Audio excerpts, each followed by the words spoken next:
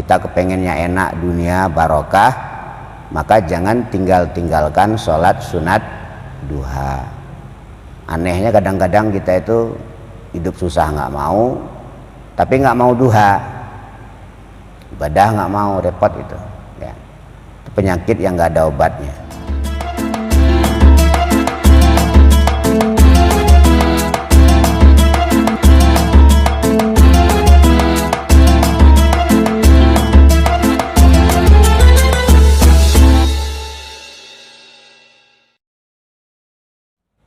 Assalamualaikum warahmatullahi wabarakatuh.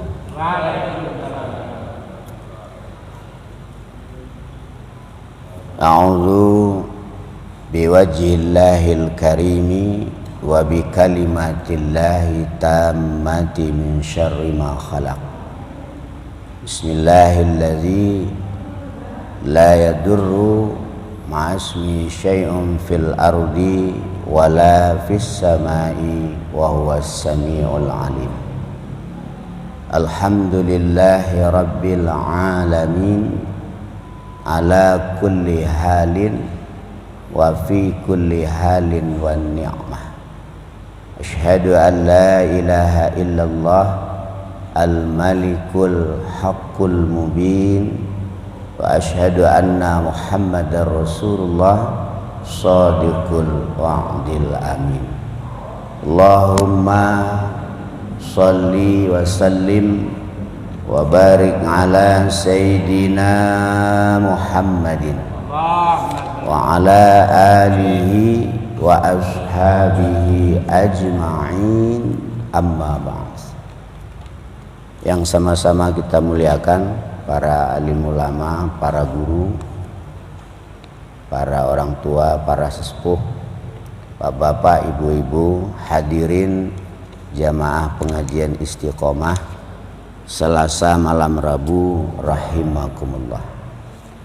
Alhamdulillah, dengan izin Allah pada malam hari ini kita dapat melanjutkan pembahasan kita pada pertemuan yang berlalu. Selawat beriring salam semoga tetap tercurah limpah ruahkan kepada junjungan kita Nabi besar Muhammad sallallahu alaihi wasallam serta keluarganya, para sahabatnya, umatnya, pengikutnya yang setia dan istiqomah mengamalkan ajaran dan sunnah-sunnahnya. Mudah-mudahan kita yang hadir dan yang mendengarkan dari kejauhan termasuk umat beliau yang insya Allah akan mendapatkan syafaatnya. Allahumma amin ya rabbal alamin. Melanjutkan pembahasan kita sebelum bulan puasa kemarin, kitab Fathul Mu'in.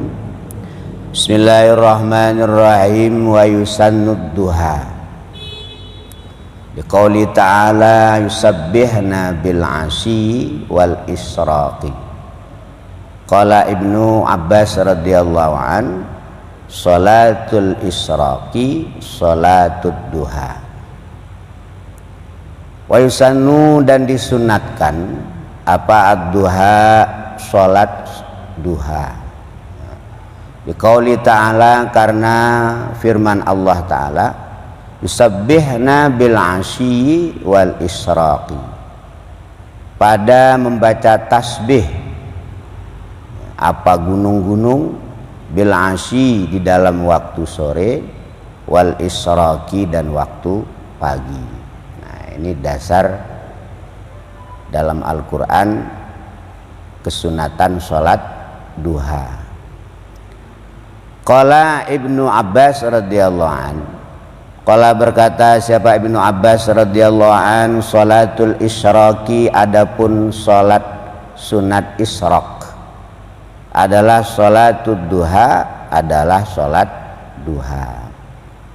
Jadi salat isyraq itu salat naiknya matahari. Menurut pendapat Ibnu Abbas, paman Nabi, salat isyraq itu yang dikatakan salat duha. Tetapi berbeda dengan pendapat sahabat yang lain. Jadi sholat duha ini setelah ditafakuri oleh para ulama, nurnya warnanya hijau. Jadi di saat orang melaksanakan sholat duha, maka di sekitarnya itu akan memancar nur yang hijau. Hijau itu lambang daripada kemakmuran. Artinya apa? Kalau kita menginginkan kemakmuran di dunia yang barokah, maka salah satu amalan yang harus kita laksanakan yaitu sholat duha. Jadi keberkahannya luar biasa. Jadi kalau kita nggak tahan hidup susah, nggak tahan diuji oleh Allah, kita kepengennya enak dunia barokah, maka jangan tinggalkan sholat sunat duha. Anehnya kadang-kadang kita itu hidup susah nggak mau, tapi nggak mau duha, ibadah nggak mau, repot itu. Ya. Itu penyakit yang nggak ada obatnya. Jadi sholat sunat duha, kata Ibnu Abbas, itu adalah sholat sunat isyraq. Rasulullah Shallallahu Alaihi Wasallam bersabda, sholat sunat isyraq 2 rakaat, ya, itu fadilahnya khairun minad dunya wa ma fiha, lebih baik daripada dunia dan seisinya. Jadi syaratnya sholat isyraq ini nggak boleh keluar masjid. Selesai sholat subuh di masjid dulu, baca Quran, iktikaf, baca sholawat, atau berzikir. Nah, biasanya kalau di masjid kedengaran bunyinya tit-tit, itu waktu isyraq, waktu matahari muncul. Itu fadilah 2 rakaat sholat isyraq ini khairun minad dunya wa ma fiha. Jadi sehari itu hati kita dibikin tenang oleh Allah. Galau kita dijauhkan oleh Allah. Kita teruskan. An Abi Hurairah radhiyallahu anhu qala awsani khalili sallallahu alaihi wasallam bisalasin siyami salasati ayyamin min kulli syahrin wa raq'atid duha wa an utira qabla an anam. An Abi Hurairah radhiyallahu an, dari sahabat Abu Hurairah radhiyallahu an, qala, dia berkata, ausani, memberi wasiat ini kepadaku, khalili sallallahu alaihi wasallam, kekasihku yaitu Nabi Muhammad sallallahu alaihi wasallam. Ada 3 wasiat Nabi yang kita umatnya juga harus melaksanakannya. Pertama, kata Abu Hurairah, siyami salasati ayyamin min kulli syahrin, puasa sebanyak 3 hari tiap-tiap bulan, tanggal 14, tanggal 15, tanggal 16 bulan. Itu fadilahnya untuk mencemerlangkan jiwa kita. Jadi kalau ingin jiwa kita itu cemerlang, bercahaya, itu amalannya yang diajarkan Nabi, puasa 3 hari setiap bulan, yaitu tanggal 14, 15 dan 16. Itu yang dinamakan Yaumul Bait, hari yang putih, hari yang terang. Jadi kalau jiwa kita terasa gelisah, jiwa kita merasa tidak tenang, itu amalan yang ditinggalkan Nabi, yang diwasiatkan Nabi, yaitu puasa 3 hari dalam sebulan. Kalau bisa ditambah dengan puasa Senin Kemis. Kalau bisa minimal 3 hari dalam sebulan, 14, 15, 16 bulan. Itu untuk membuat jiwa kita cemerlang, bersinar, ya. Itu yang pertama. Warak ataid duha, dan 2 rakaat sholat duha. Ini untuk bab dunia, ya. Jadi manusia itu ada 5 unsur yang harus dipelihara, yang harus dibersihi. Pertama namanya jiwa. Jiwa itu berbeda dengan ruh. Ya. Kalau ruh itu suci minallah. Setelah ruh masuk ke dalam badan, ruh berganti nama menjadi jiwa. Nah, jiwa ini bisa kotor, bisa kena penyakit. Maka ada istilah sakit jiwa. Ada nggak? Jiwanya sakit. Kenapa sakit? Salah satu penyebabnya karena kotor tadi. Kotor itu mungkin bisa disebabkan makanan yang masuk, ya. Jadi kalau makanan yang masuk itu tidak halal, itu jiwa bisa sakit. Mungkin juga karena terlalu banyak melakukan apa yang dilarang oleh Allah, jiwa bisa sakit. Maka disebut dengan sakit jiwa. Nah, untuk mengobati penyakit jiwa tadi, puasa 3 hari dalam sebulan, tanggal 14, 15, 16. Kemudian kata Nabi yang diwasiatkan kepada Abu Hurairah, wa raka'atai duha, 2 rakaat salat duha. Ini untuk urusan jasmani. Jadi manusia itu pertama jiwa, kedua akal, ya, ketiga hati, keempat nafsu, kelima jasad. Ini yang dikatakan manusia. Lima-limanya ini perlu kita bersihkan, kita taharahi. Itu pelajaran pertama ilmu fikih itu taharah. Pertama yang harus kita bersihkan apa? Jiwa. Cara membersihkan jiwa yang diajarkan Nabi, yaitu salah satunya puasa dalam sebulan 3 hari. Pilih hari-hari putih, hari-hari terang, hari-hari cemerlang, yaitu tanggal 14, 15, 16 bulan. Kemudian untuk membersihkan jasmani, taharah, itu belajar ilmu fikih, ya kan? Wudu dan sebagainya. Tapi yang lebih penting yaitu wa raka'atai duha, 2 rakaat salat duha. Jadi salat duha itu adalah wakil daripada hak-hak tubuh kita. Mata kita itu punya kewajiban untuk berzikir kepada Allah, bertasbih. Mata kita, telinga kita, mulut kita, badan kita, sekujur tubuh itu punya kewajiban untuk mensucikan Allah. Kalau kita udah melaksanakan sholat duha, kata Nabi, 2 rakaat sholat duha itu berarti seluruh tubuh kita sudah bertasbih kepada Allah Subhanahu wa ta'ala, sehingga jasmani kita bersih. Dan juga sholat duha ini untuk memperlancar urusan rezeki. Rezeki itu bisa berupa duit, bisa berupa pangkat jabatan, bisa berupa kebahagiaan, bisa berupa anak, bisa berupa sahabat, bisa berupa teman dan sebagainya. Nah, supaya ini lancar, tidak ada permasalahan, yaitu wiridkan sholat sunat duha minimal 2 rakaat.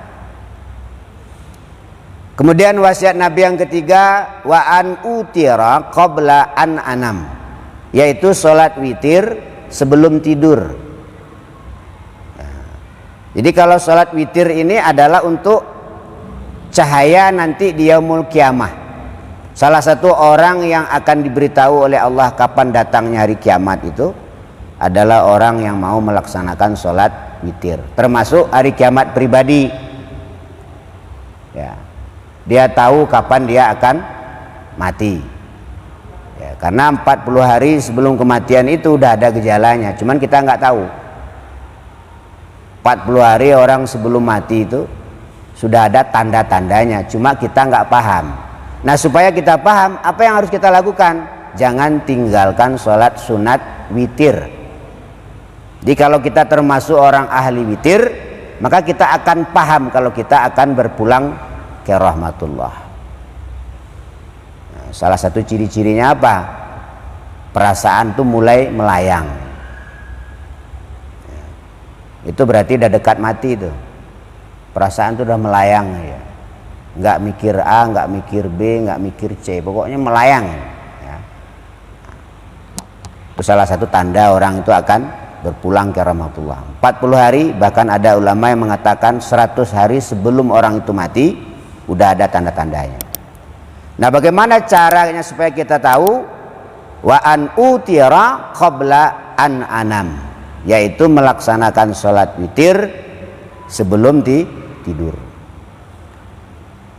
Wa rawa Abu Daud annahu sallallahu alaihi wasallam shalla subhatad duha ay sholataha samani raka'atin wa sallama min kulli raka'atain. Wa rawa Abu Daud, dan diriwayatkan oleh Imam Abu Daud radhiyallahu an, annahu basungguhnya sallallahu alaihi wasallam, Nabi Muhammad sallallahu alaihi wasallam, sholat subhatad duha, adalah melakukan Nabi kepada sholat duha, ay sholat jelasnya sholat duhanya Nabi, samani rakaatin, yaitu 8 rakaat. Jadi kalau Nabi kita sholat duhanya 8 rakaat. Kalau kita ingin menjadi orang ahlus sunnah, ya, ikut sunnah Nabi, itu duhanya 8 rakaat. Ini kalau ada orang ngaku-ngaku ikut sunnah Nabi kok ndak duha, itu bohong. Berarti sunnah itu yang diikuti yang cocok aja, yang cocok diikuti, yang nggak cocok nggak diikuti. Kalau betul-betul orang itu mengikut sunnah Nabi, Nabi itu kata Imam Abu Daud setiap hari sholat duhanya 8 rakaat. Wasallama, dan salam siapa Nabi, mingkuli rak'ataini, dari tiap-tiap 2 rakaat. Berarti 4 kali salam. Itu yang duha yang sunnah. Duha yang sunnah itu 8 rakaat. Tiap-tiap 2 rakaat salam. Nah, kalau kita nggak mampu meniru seperti Rasulullah, ya minimal di bawah Nabi. Wa aqallu, adapun paling sedikitnya duha, rak'atani, 2 rakaat. Wa aksaruha, adapun paling banyaknya sholat duha, samanin, 8 rakaat. Duha itu paling sedikit 2 rakaat, paling banyak yang dilakukan Rasulullah yaitu 8 rakaat. Kama seperti perkara pitahkiki yang tetap di dalam kitab tahqiq wal majmu'i, dan kitab majmu'. Di dalam kitab tahqiq dan majmu' itu dijelaskan bahwa Rasulullah itu sholat duhanya 8 rakaat paling banyak. Kalau kita nggak mampu, ambil 2 atau 4 atau 6. Jadi kalau kita bab dunianya itu kepengen cepat berhasil, ya 8 rakaat. Punya doa misalnya sama Allah, punya harapan sama Allah, pengen cepat, ya ibadahnya diperbanyak. Jadi kalau kita secara syariatnya, secara usaha zahirnya kurang, maka batinnya harus dilebihkan. Ini kalau misalnya zahir batinnya kurang, maka zahirnya harus dilebihkan. Jangan kurang keduanya. Udah usaha zahirnya nggak ada, usaha batinnya juga nggak ada. Nah, repot itu. Jadi kalau misalnya dari segi usaha zahir kita kurang, ala kadarnya aja, ala zifi, batinnya ditambahkan, duhanya dikencangin, 8 rakaat. Kalau kita sibuk misalnya, duhanya cukup 2 rakaat. Duha itu adalah untuk mengambil keberkahan rezeki, supaya rezeki itu barokah. Rezeki yang barokah itu apa? Diberi rezeki sama Allah, tambah dekat dengan Allah. Itu rezeki barokah itu. Rezeki yang mengandung laknat itu apa? Diberi rezeki oleh Allah, tambah jauh dari Allah. Itu istidraj.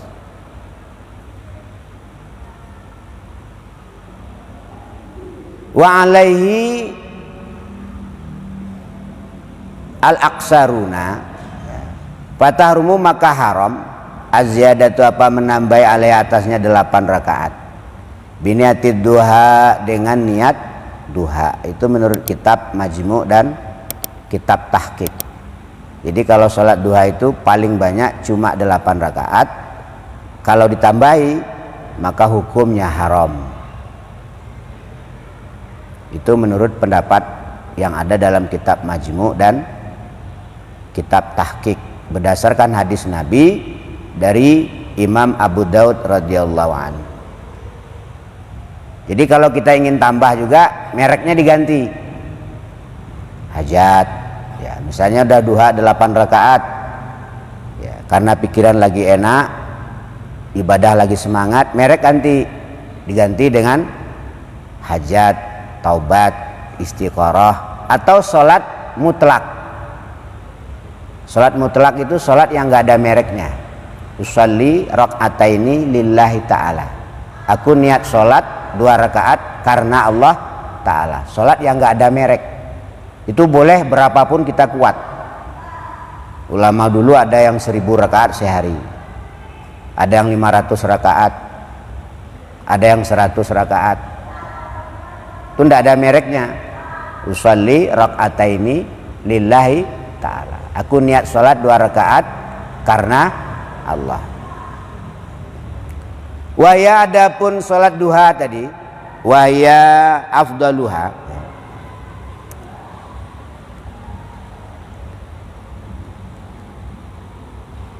Waya adapun 8 rakaat, afdaluha adalah lebih utama-utamanya sholat duha. Alamat atas perkara fi raudhah di dalam kitab raudhah.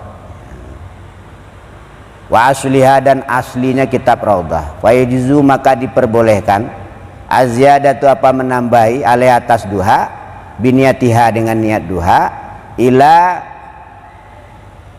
sinta asyarata sampai 12 rakaat. Jadi dalam kitab raudhah berdasarkan hadis Nabi juga, sholat duha itu yang afdol 8 rakaat, tetapi boleh ditambah 4 rakaat menjadi 12 rakaat dengan niat sholat duha. Jadi terjadi perbedaan pendapat ulama. Nah kita gimana? Kita yang ikut yang mana kita pas. Contoh misalnya bank itu 2 pendapat ulama. Ada yang memutlakkan haram, ada yang membolehkan. Nah, kita sebagai umat pilih yang mana yang pas dengan keadaan kita. Jadi ulama yang mengharamkan bank, artinya bank itu karena uangnya di situ nambah, ya riba. Lah sementara kita ada urusan dengan bank, tapi ada ulama yang memperbolehkan bank dengan syarat itu urusan bisnis, ya boleh. Soalnya zaman sekarang kalau tidak ada bank, ekonomi nggak jalan. Semua duit itu di-store ke bank. Kalau bank itu haram, berarti duit yang kita bawa itu haram hukumnya itu. Karena duit itu adalah produksi bank. ATM itu produksi bank. Kartu kredit itu produksi bank. Kalau kita kredit mobil, kredit sepeda motor, kredit rumah itu semua lewat bank. Jadi kalau bank diharamkan maka seluruh produk bank haram hukumnya. Maka ada ulama yang memperbolehkan bank, tapi ada juga yang mengharamkannya. Terus gimana? Ya kita pilih salah satu, mana yang pas, mana cocok dengan kita. Kalau kita pilih membolehkan, ya jangan salahkan yang mengharamkan. Kalau kita milih yang mengharamkan, jangan salahkan yang membolehkan, karena perbedaan pendapat ulama itu adalah rahmat bagi umat. Dengan berbedanya pendapat ulama, maka umat dapat memilih mana yang pas, mana yang cocok. Yang penting ada yang diikuti, ya. Cuman ulama yang memperbolehkan bank, ya, menganjurkan banknya bank syariat. Ya, kecuali kalau kepepet, ya BCA dan seterusnya. Kalau darurat mah hukumnya lain lagi. Jadi sholat duha tadi paling sedikit 2 rakaat, paling banyak 8 rakaat, tetapi dalam kitab Raudhah dijelaskan boleh ditambah 4 rakaat menjadi 12 rakaat. Jadi kalau kita memang kepepet urusan dunia, sementara usaha secara zahir minim, maka harus berani melaksanakan sholat duha. Ya, jangan hanya mengeluh. Mengeluh itu nambah dosa. Dosa yang paling besar itu mengeluh. Karena orang mengeluh itu menyalahkan Tuhannya. Segala sesuatu yang terjadi ini adalah maunya Allah, lalu kita mengeluh. Nah, itu dosa yang besar. Terus bagaimana? Usaha. Kalau zahirnya kurang, batinnya dilebihin. Kalau batinnya kurang, zahirnya yang dilebihin. Yang penting zahir dan batin. Insyaallah masalah duha ini akan kita lanjutkan pada perjumpaan selanjutnya.